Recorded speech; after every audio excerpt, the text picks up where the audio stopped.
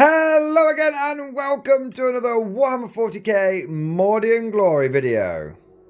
In today's episode I will be taking you through a pure infantry army that I intend to take to my first 10th edition tournament. That's right, it's time for me to finally start hitting the tournament scene again, and with the recent balance patch it seems only right that we fix our bayonets, equip our bayonets and dive right into the meta and right into the competitive 40k scene.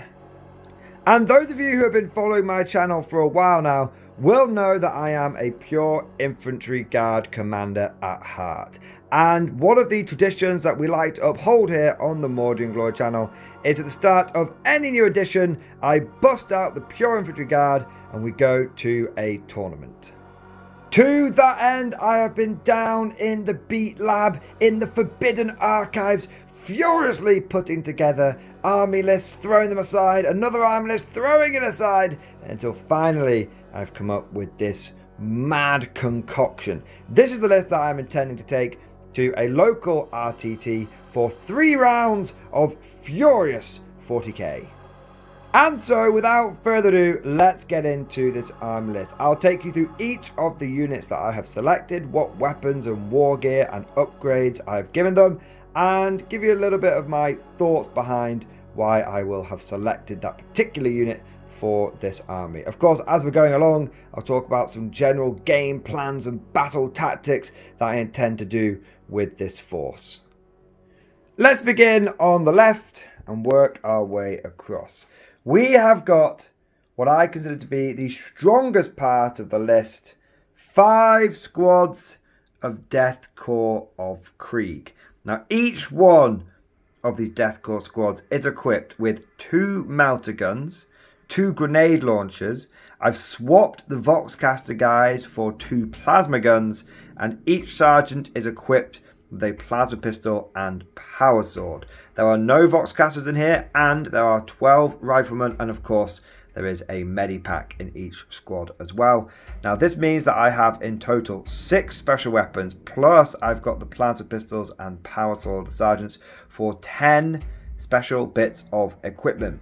These squads are very shooty, but they're also half decent in combat thanks to their grim demeanor ability, giving them +1 to hit when they've taken a casualty, both ranged and shooting, and also +1 to wound when they are below half strength. Suddenly all those plasma guns and melter guns and grenade launchers become proper anti-tank when they've taken a few casualties, +1 to wound being a very, very powerful ability. Now, of course, I will have to have gone below half strength for that to happen, but considering that the first 12 guys in this squad are essentially basic riflemen, bar one of them having a Medipack, I can kind of accept that. I don't mind losing 10 or 11 lasgun guys if it means all of my special weapons get to come back. What's also kind of interesting is I can, if I want to, attempt to induce grim demeanor, as it were, because if I overcharge my plasma guns and plasma pistols and I take 4 hazardous tests, I can lose one of my plasma weapons, and that gives the rest of the squad that +1 to hit. So these Death Korps models are really, really powerful. These Death Korps squads are definitely some of the best infantry you can get for the Guard right now. In terms of the officers that are supporting them, I've gone for 3 Death Korps Marshals and 2 Platoon Command Squads. Now, each one of those Death Korps Marshals is going to join a separate squad, so 3 of the squads will have a Marshal in them. Each Marshal is going to have a power sword, and I believe you can take a plasma pistol, but he's just going to have the free war gear that he comes with, the best options for that. The main reason I'm taking them is, of course, it gives me order support. That means each one of these squads will be able to have an order and a 5+ feel no pain, making them extremely durable. If I take cover, order, plus be in cover, plus have a 5+ feel no pain, I'm looking at a 3+ armor save combined with a 5+ feel no pain, making them very durable. Anyone that has watched any of my battle reports, anyone that's been up against a Death Korps, you know what I'm talking about, especially when they can also bring back D3 guys a turn with Medipack, and if you do eventually wipe them out, well, guess what, 2 CP later and they're just coming back on the board. The 2 Platoon Command Squads are equipped in a supporting role. I've gone for a more traditional loadout on them. So we've got a flag, a medic, a boxcaster, a special weapon gunner, and an officer. Now, arguably, the better thing to do here, because I don't anticipate needing the long-range order, so I don't really need the Master Vox. I'm not combining anything with Leontus or anything like that. Arguably, the better move here would be Medipack, Sergeant, and 3 special weapons. However, 1, I'm a stickler for a good flag. I don't think any Guard infantry army should be going to battle without the colours, without the Emperor's colours. But more importantly, it's good to have a contingency. Having 2 or 3 extra special weapons in the army isn't going to make a big difference. I'm already loaded up to the gills with them. But having the ability to maybe do a long range order on an infantry squad that's come back in as reinforcements, maybe get that extra bit of OC with duty and honour that flips an objective to me, that could be big. So I'd rather sacrifice a smidgen of firepower for more tools in my toolbox and more tactical flexibility. These are the 3 Death Corps Marshals that I'm using. These are the 2 command squads I'm using, and everything is pretty much WYSIWYG in this army. Now, the main battle plan with these Kriegers is for them to be the principal assault wave, the main pushing force of this list. I want them moving forward every turn. I want them contesting the middle objectives. I want them getting in my opponent's way. Just a big old meat wave, and there are 100 of them, plus the 13 support characters. Every single squad's got some form of feel no pain as well, thanks to either command squad medipack or Death Corps Marshals. So they should be quite good at just slogging it up the board and just getting in the middle and just being a massive nuisance, and generally also causing a lot of damage to my opponent with that +1 hit, +1 to wound. So these are the main assault troops. They are the shock troops, and I'm hoping that they're going to be a big old push into no man's land. However, they are not the only assault wave in my force. I've also got 2 squads of Castellan jungle fighters. Now, each one of these squads is equipped with 4 flamethrowers, 2 voxcasters, and 2 sergeants. So there's 40 of these guys here. Now, at the moment, I've got them ranked up, but there's a very good chance that when I deploy them, they're going to be spread out, and spread out a lot.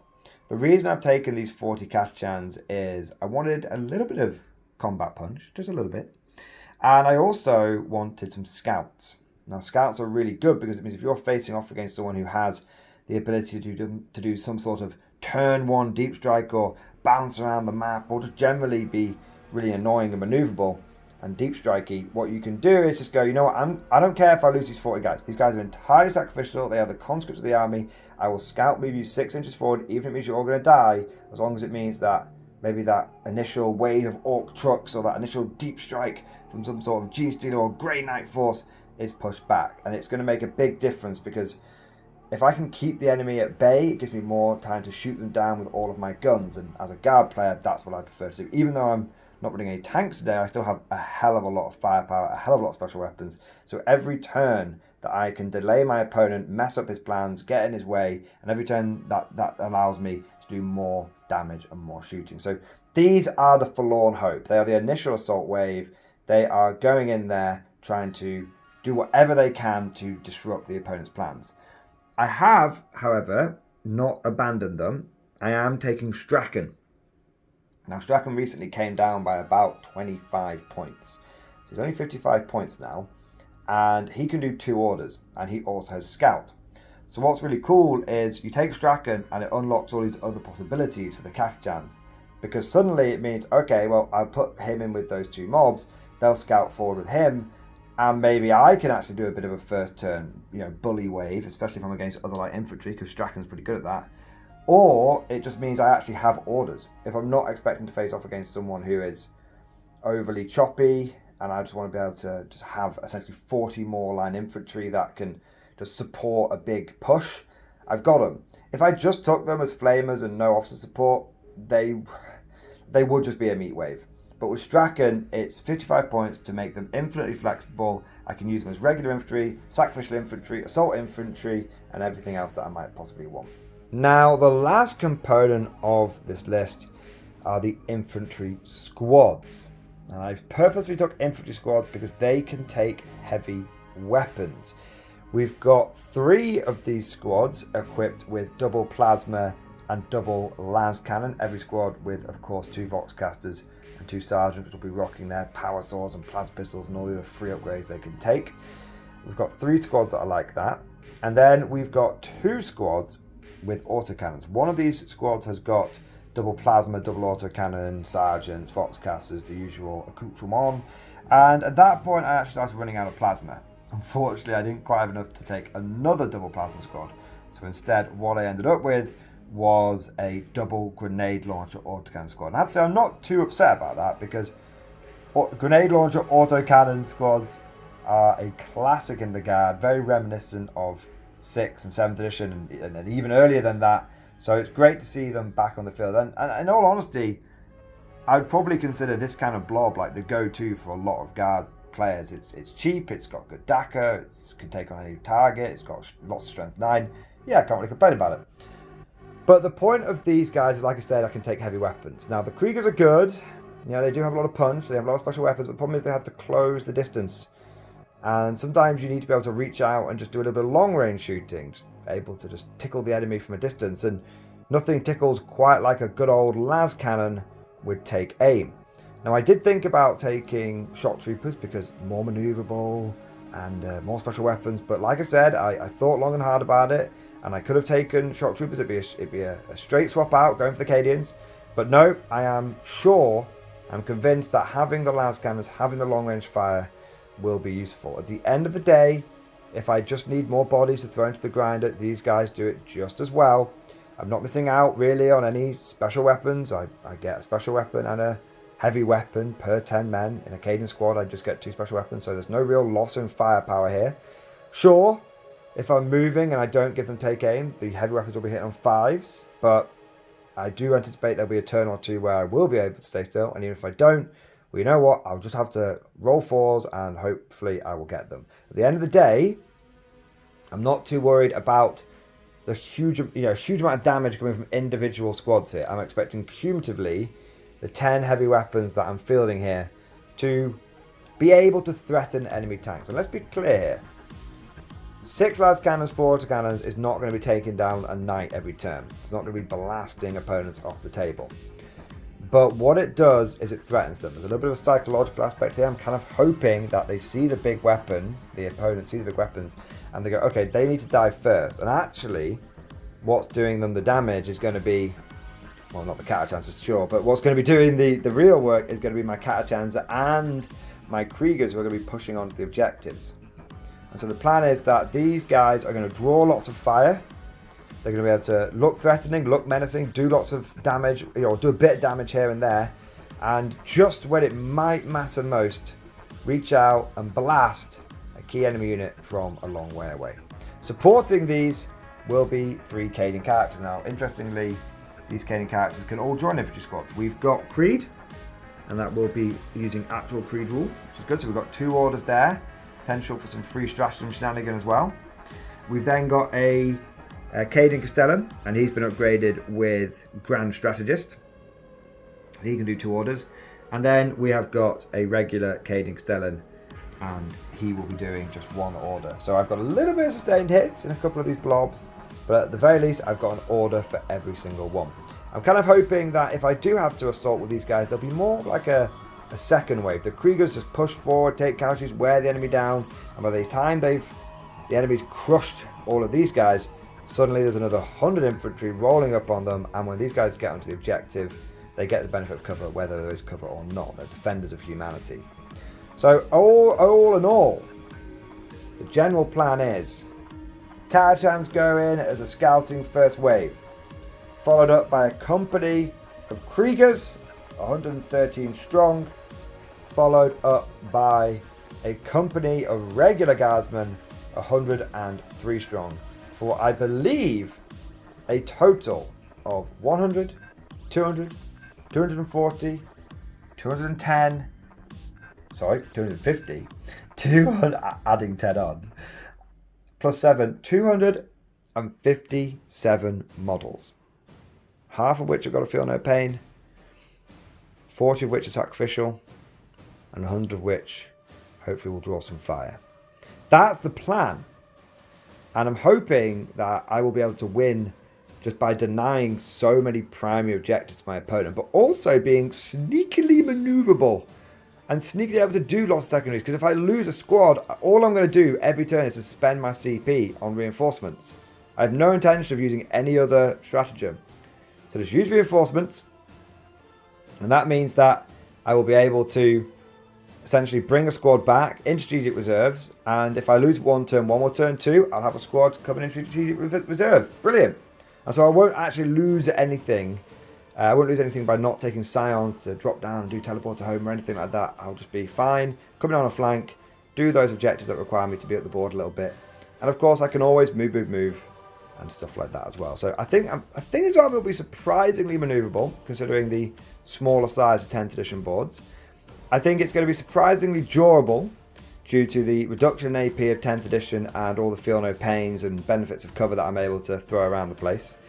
And I think it's going to be surprisingly deadly with all of the take aim and heavy weapons and +1 to hits and +1 to wounds that I can throw about the place. The one area I would say this army is kind of weak. There's two areas I'd say it's weak actually. Firstly, it's not great at close combat. It can bully other light infantry, but realistically I have almost no combat potential, apart from something like Straken. If I come across Custodes, the general plan is going to be to shoot the crap out of them, and then try and tie him down with an infantry blob, or if I do get Straken in position, he can actually go for the kills. He's pretty good. The other area that I find I'm going to be weak is going to be in indirect fire. Now, this is definitely not the best way of running this list, and if I was to advise anyone to run something similar to this, and if they wanted to tweak it, maybe improve it, I would consider dropping maybe a Krieg blob and an infantry blob there. Now that would get you about 250 points, which you could sink into 3 squads of mortars and some sort of character to babysit them and give them some orders, which I think would really be a good way of taking this list to the next tier, because you really do need the indirect fire. Now, the reason I've not worried about that too much is because I just want to have lots and lots of infantry waves. I just like the idea of literally having a 3-wave assault, very Kriegi, very guardy, very pure infantry. And secondly, the tournament I'm going to traditionally has had lots of terrain, but not all of it's been that line of sight blocking. So it's quite dense, but you can see each other. Now, there will be a tournament report coming after this. And if I get there and they've got lots and lots of line of sight blocking terrain, it's going to be very, very amusing. But that's what I will suffer. I will suffer my fate for trying to tailor my list to a tournament. So hopefully that doesn't happen, but if it does, you will all get an opportunity to lambast me thoroughly down in the comments section. But this is my list.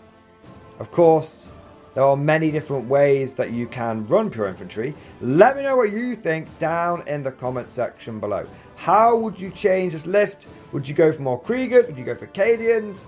Is there anything here that you're not sure about? Make sure you ask lots of questions down below, and I will do my best to read them and get back to you all. Hopefully you enjoyed this video. If you did, make sure that you smash that like button. And if you want to see the tournament report that's going to be coming after this, and you don't want to miss any content, then please subscribe to never miss an episode. Would you like to know more?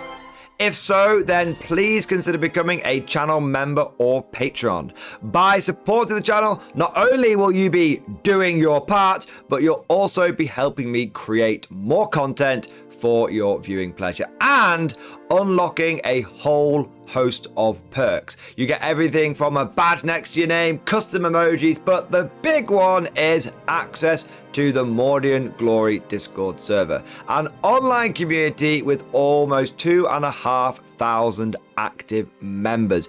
It's always popping off in the MG Discord. We've got channels for army lists, hobbying, tactics, stories, and even a pretty spicy meme section as well. For all you greenhorns that wanted to see the Mordian Glory Hole, today is your lucky day.